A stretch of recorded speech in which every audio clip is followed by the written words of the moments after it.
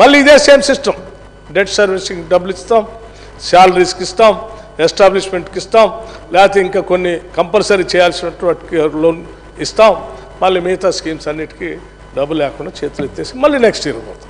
అంటే అమాయకులైనటువంటి ప్రజలు అలా చెప్పినటువంటి వాగ్దానాలు వింటూనే ఉంటారు. బడ్జెట్లో మనం చదివిన అంకెలు చూసి నిజంగా మాకు వస్తాయని చెప్పి ఒక దశాబ్ద కాలం ఎట్లయితే డబల్ బెడ్రూమ్ ఇళ్ళ కోసం జనం ఎట్లా ఎదురు చూశారో, 3 ఎకరాల భూమి కోసం ఎట్లా ఎదురు చూశారో అట్లాగే ఎదురు చూడాల్సిన పరిస్థితి రాకుండా ఉండాలనే అధ్యక్ష నేను చాలా స్పష్టంగా ఆలోచన చేసి మోర్ మీనింగ్ఫుల్గా మాట్లాడు. నాదంతా అయిపోయిన తర్వాత మాట్లాడుతున్నా. మీకు క్లారిఫికేషన్ ఇస్తాను సార్ క్లారిఫికేషన్ ఇస్తాను, వారు అప్పుడు చెప్పొచ్చు. నేను ఇప్పటిదాకా చెప్పినవన్నీ కూడా స్టాటిస్టిక్స్, పొలిటికల్ స్టేట్మెంట్ నేను ఒక్కటి కూడా ఇవ్వలేదు అధ్యక్ష. నేను చెప్పినవన్నీ కూడా అంకెలు ఇవి మీకు కావాలంటే మీరు కూడా వెబ్సైట్లో పోయి కొట్టి చూడొచ్చు అధ్యక్ష. వెబ్సైట్లో మీరు చక్కగా మీకు అంతా కంప్యూటరు, మీరు హైటెక్, మీరు చక్కగా చూడవచ్చు సార్.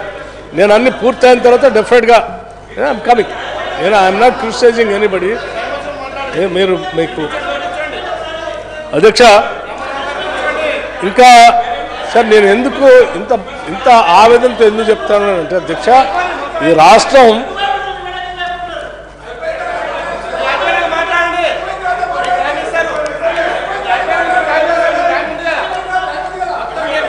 అధ్యక్ష నేను ఎందుకు తప్పనిసరిగా ఇస్తాను అధ్యక్ష, మీకు క్లారిఫికేషన్ ఇస్తాం, డెఫినెట్గా మాట్లాడవచ్చు అధ్యక్ష, డెఫినెట్గా ఇస్తాం అధ్యక్ష. నేను ఎందుకు ఇంత చెప్తా ఉన్నానంటే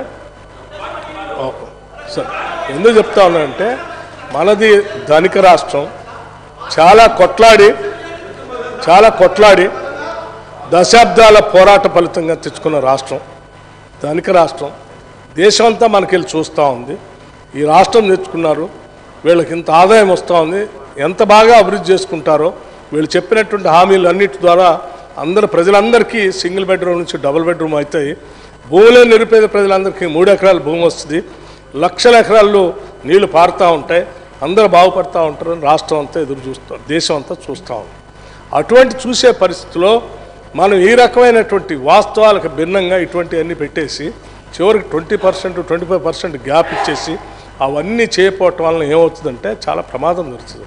ఉదాహరణ మనందరూ తెలిసిందే, ఆనాటి తెలుగు రాష్ట్రాలు 2 కలిసి ఉన్నప్పుడు సత్యం కంప్యూటర్స్ అనే ఒకటి ఉండేది అధ్యక్ష. ఆ సత్యం కంప్యూటర్స్ ఏం చేసిందంటే ఇక్కడ నుంచి సాఫ్ట్వేర్ ఇండస్ట్రీని అద్భుతంగా ఎదుగుతుందని చూపించి ప్రపంచం అంతా బాగా చూస్తున్న తరుణంలో టక్కున ఒకసారి ఉన్న వాస్తవం బయటపెట్టింది. ఉన్న వాస్తవం ఒకసారి బయటపెట్టే వరకు అప్పటి వరకు తెలుగు రాష్ట్రాల తనమానికంగా ఉన్నటువంటి సత్యం కంప్యూటర్స్ ఏమైంది అధ్యక్ష, పెంచి పోషించుకొని తయారు చేసుకున్న కంపెనీ మొత్తం పూర్తిగా పెద్ద డోల్ డ్రమ్స్లో పడి చివరికి ఆయన చేతుల్లో లేకుండా ఎక్కడికో వెళ్ళిపోయింది.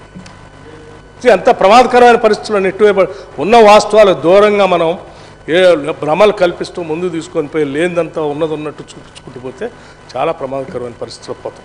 అలా పోకుండా ఉండాలనేటువంటి ఆలోచనతోనే మేము ఉన్న వాస్తవాన్ని జాగ్రత్తగా బయట